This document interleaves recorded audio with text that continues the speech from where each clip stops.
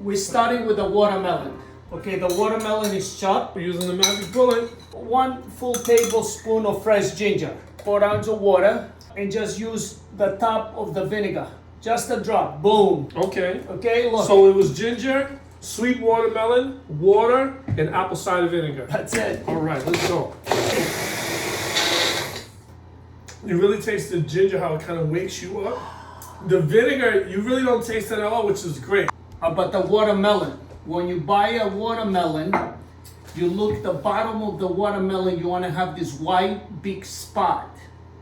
You get that, you put it next to your ear, you give it a couple of knocks, and if you hear a nice sound, you have a good watermelon.